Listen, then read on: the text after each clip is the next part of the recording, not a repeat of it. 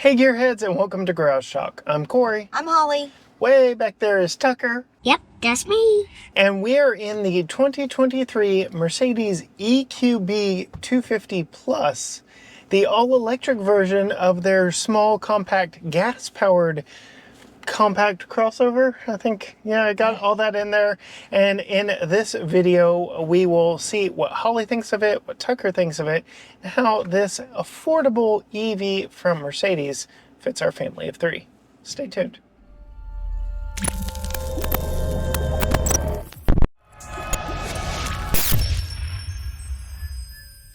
All right, Holly, we've had this one for over a week, thanks to the Labor Day holiday. We've put over 430 miles on this one, taking it to Central Texas and back. What are your thoughts? Uh-oh. You're a Mercedes gal. It's a Mercedes. I'm a Mercedes gal. But, so I forgot. I didn't turn that off. Yeah. And that's annoying. Yes, I know you're not a big fan of the regenerative braking, of which... on any vehicle. Yes. And in this one, unlike other EQ products, every time you start the vehicle, it's on to its like medium setting. You can do it up to high or turn it off completely.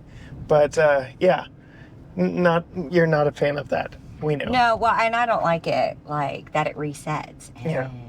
Yeah. So you always have to remember to turn it off. Always have to turn it off. And that's annoying. for you, not used to driving an EV all the time, letting your foot off, you expect to coast and not start slowing down almost immediately. Which we'll go ahead and get this one out of the way. The braking in this, just across the board. It's real aggressive. Yes. Really. Well, but it's not like the brake pedal. It's the automatic braking, Yeah. like the safety features, Yes. which I always say. They're aggressive on Mercedes anyways, because one almost tried to kill me. Link that one. Yes. Where the Mercedes tried to kill me from its safety feature. Yeah. But we experienced the same thing in this vehicle when you got anywhere, if you looked at a solid line, it slammed on the brakes. And we're like, what's happening? What's going on? Like, Yeah, especially in construction areas where you're crossing over the solid yellow lines, the Mercedes thinks you're drifting and will slam on the brake. well, one of them was just, it picked up an exit line that you were not over, we were not exiting. It was very odd. Yeah.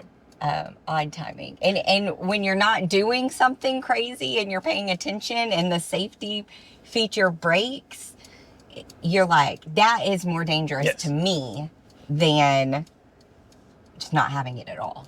All right. To stick to our normal format, now that we've gotten all that out of the way, let's talk exterior styling, interior styling. We'll do Tucker's wobbly head, do all that fun stuff. What are your thoughts on the look of this from the outside? I like it. I can't say that it has anything that stands out on the road. Yeah. In fact, I went to one car that was also very similar. I liked that one better. What was that one? That was the GLC, which I like the styling. gas-powered version of this is the GLB. So if you do your alphabet right, you know that C is better than B. So step up from this, but they don't offer an electric version of the GLC. Anyway, very boxy styling, which is in right now, but it's curvy boxy styling. It does have some little, it is kind of curvy boxy styling. That's a weird way to put it, but that is how it is. It does have some curves on the front that make it not quite so boring. And a little notch on the window line going back to the back. You say boring. And I know. and because of its boxy shape, kind of has a little wind noise at high speeds. I don't know if you noticed that on our road trip, but a little on the noisy side when it comes to wind noise. But what are your thoughts? Interior styling. Well, it's grown on me, so Okay. I'll say that. Okay. Got real wood in here, yeah, walnut. I am interested. So that is one thing. I'm like, I am really interested to see how much this car is, because I feel like it could affect how I feel about the car overall. But I guess you're getting my raw opinion of it.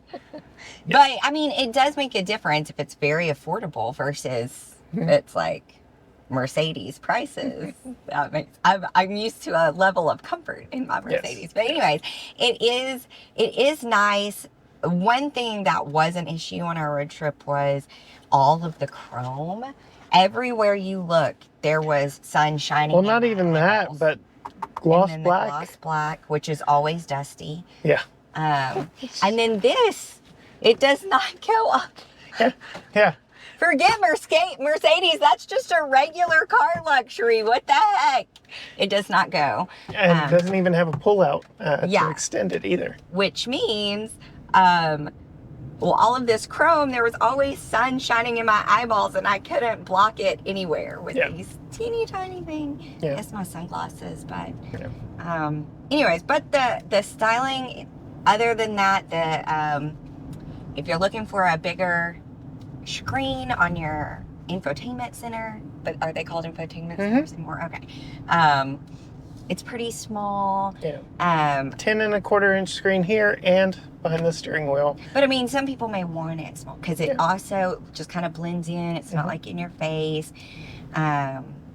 The air conditioning has worked great. Although I wish it had air conditioned seats. We have 3-person memory seats up front here that are only heated. And I wish my car seat was Ventilated. ventilated. I do too. We do too, yeah. Yeah, but power seats up front here, 3-way memory for both of us. We both have lumbar. And you could get a lot of lumbar in there. You got a lot of lumbar. Yes. So that's nice. There's the little seat extension The thing. thigh extension down here, yes. I don't need it, but taller people may. That's a nice little feature. You brought up the infotainment. One thing I like that you don't like is the little tab that goes over your cell phone on the charger. Yep. So it doesn't come flying off. You're not such a fan. I like it. Yeah, but Qi wireless charger, little tab to hold your phone in case you're on a bumpy road, I guess. But if you want to use... If you get in a car accident, it could kill your forehead. If you want to use Apple CarPlay or Android Auto, you're plugging in through this, and this alone, USB-C.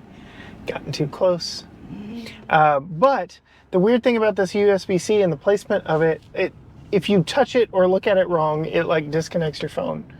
So I don't like the placement of that, but you do have a little power outlet here. We've got 2 USB-C ports in here. So as long as you're not needing to use Apple CarPlay or Android Auto, plenty of ways to charge this. Trackpad. Thoughts on trackpad? Okay, enough said. To the next thing. Interior ambient lighting. Always a fan. Yes. I mean, all the turbine vents light up. Yes, really like it. And it has the active interior ambient lighting. So it like cycles through colors and it's fun. I like colors. I'm not always in the same color mood. I might need a different color. Yep. Like it. You mentioned the seats being a little uncomfortable on a road trip. Have they grown on you after putting 400 plus miles on this? Yes. I mean, they're not exceptional. Okay. So I will say they're just on the firmer side. That's it. Yes. And they get really, really hot in the sun. So other than that, I mean, if you like firmer seats, then you would like it. It's not like I've sat in some cars where I felt like I was sitting on a box. Like that's not it, because there's enough not cushion, but options for your lumbar and your thigh support and all of that, where you feel fully supported. They're just on the firmer side. Yeah. So I have to ask, you mentioned they get really hot. Real leather or fake leather? I'm gonna go with fake. Yep. MB-Tex, Mercedes-Benz Tex. That's what they call it. Everybody's got a clever name to not call it what it is, and that's fake leather. I don't want to be mean, but it's obvious. Oh, yeah. Yeah. Even to someone who doesn't know cars very well. Okay. So, So, storage in here. We've got a dual opening center console here, little in the door. damped glove box, not lined with felt, cup holders. Not a lot of storage in here, especially for an EV. There's no center tunnel pass through because this is a gas car that they turned into an EV. But thoughts on storage before we turn to the wobbly head? About the same as what you said. I mean, just normal storage, nothing completely like, oh, this is amazing. Yeah. Just your regular kind of storage. For a compact car. So, as we turn on to the historic brick streets of downtown Tyler, Texas, we get to see what the ride is like. Tucker, how's your wobbly head back there? Good? Yeah? Holly, how's yours? A little. A little? Yeah. A little bumpy. A little bumpy, not too much. How's your experience, Holly? A little bumpy, not too much. Yeah. So, It's not bad. again, going with the more affordable nature of this vehicle, there are no adaptive, it's easy for me to say, dampers on this. It's a MacPherson Strut front, Multilink rear, but independent suspension all the way around. With the battery down below us, it does ride like a larger car than it really is, but you don't get all of the benefits of an electric vehicle, which are the wheels kind of pushed out to the corners, and you know, a longer wheelbase makes for a smoother ride, but not too bad, right? Not too bad. How has the power been, drivability, such as that? We've already touched on the brakes. The brakes. But the drivability is really nice, and that's one thing that kind of started winning me over on this car is when I started to drive it. Because of course I love driving EVs. Yeah. That goes without saying. It's just so much more fun to drive an EV. So much easier, so much smoother. But the drivability of the car, it's fun. I could see this being my daily driver EV. Yeah. So interesting point on that. This is probably one of the slowest EVs that we've tested. 0 to 60 time of 8 seconds, but because it's an EV, the power is instantaneous when you push the pedal.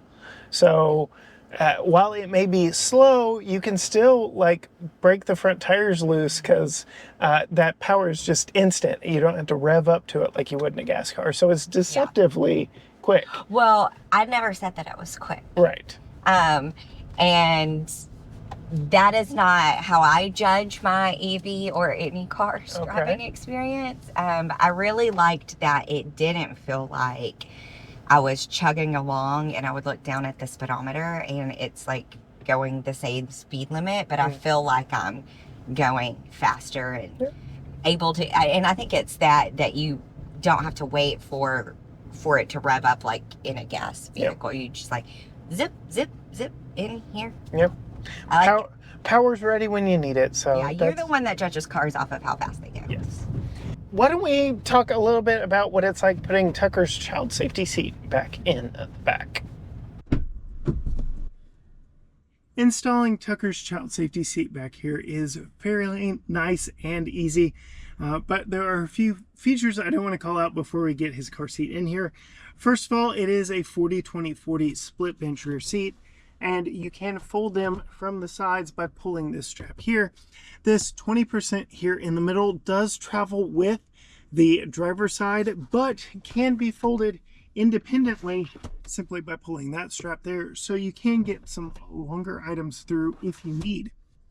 You can see this is the most upright position, but they do recline, so that's a nice touch. We do get a fold down armrest with some very interesting cup holders back here that can hold very large drinks, but are a little cumbersome to operate. So just to note that there. The lowered latch points on this are on both outboard seats, nothing in the center seat, though you do have a seat belt that is seat back mounted, so you can do that across there. These are very easy to get to, or at least appear that way. Let's go get Tucker's child safety seat and see what it's like putting them in.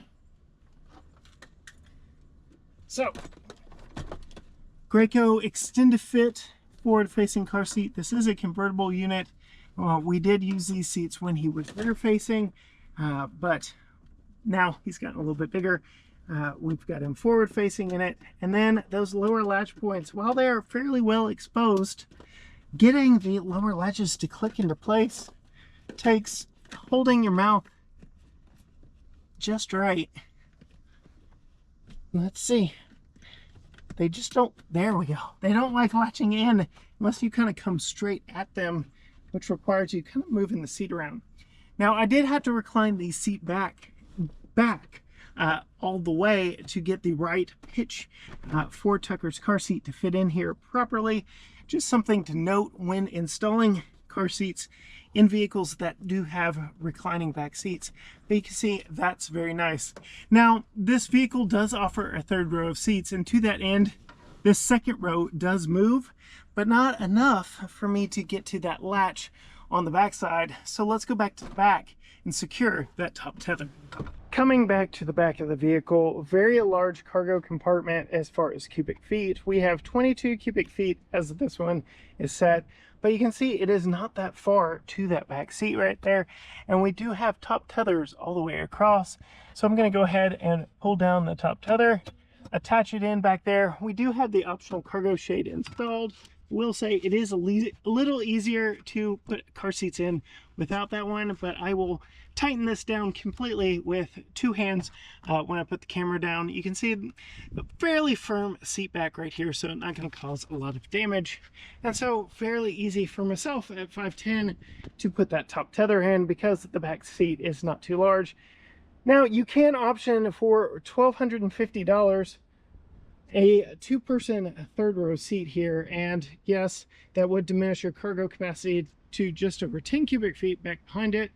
But in lieu of that, we do have tons of space with underfloor storage here. That's our charging cable and a few other options. No spare tire on this one, so good luck if you get a flat.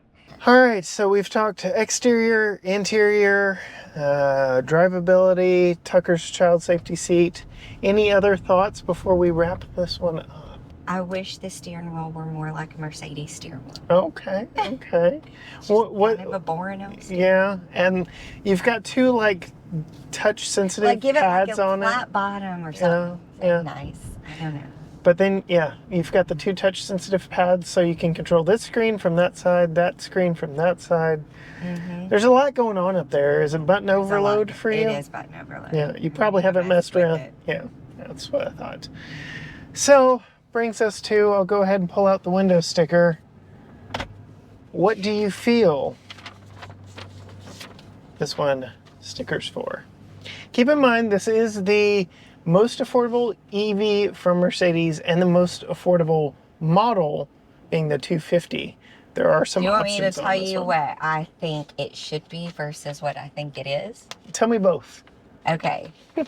I think it should be 54. Okay.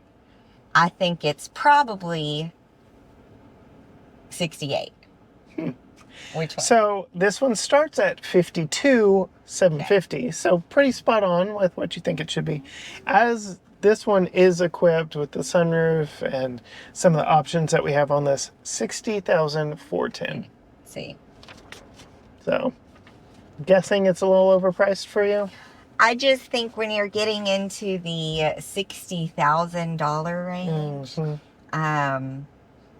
there's some misses. There are other cars. So that's what I would say. There are some other cars that I've driven cheaper that are EVs that I would probably choose, or hybrids that I would choose over this car. The only thing I would say is if you are looking for a Mercedes and the brand name is important to you, which it is to some people, and that's okay. Mm-hmm. It's just not how I buy things. Yeah.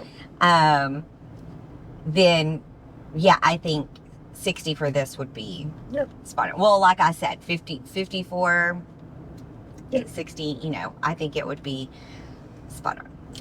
I went on the build-in price of the website, and I built one for 75, and for that money, I said in my solo review, I'd rather have the electric Genesis we had last. But we'll talk a little EV stuff. 245 miles of range. I'm surprised that you let me talk you into taking this on your work trip, because you had a place to be at particular time, we arrived with 60 miles to spare. I trust you, babe. Oh, I trust you. And we made it. we did. 60 miles to spare. Yep, and it has 100 kilowatt hour DC fast charging, can go on a home charger from 10 to 100 in 7.5 hours.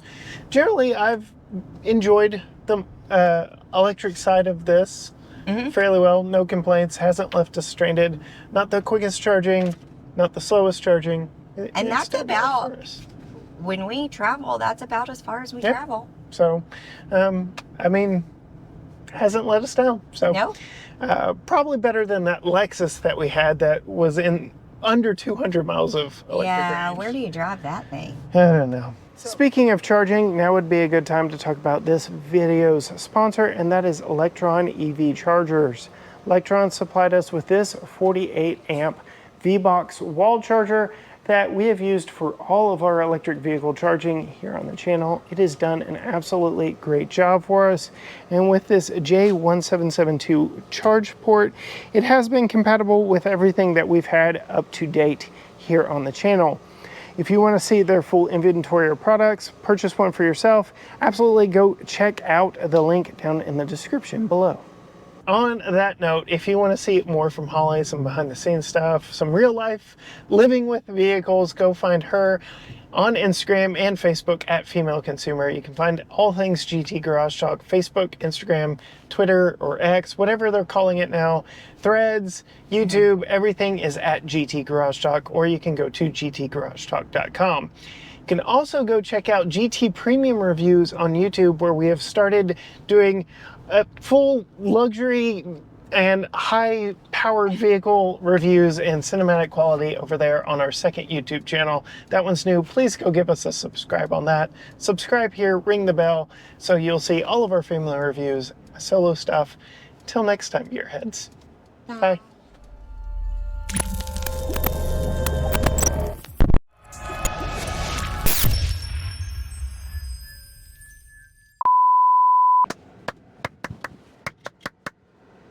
Let's go. Is everyone ready? Ready? I'm ready. I'm not ready. Okay, I'm ready.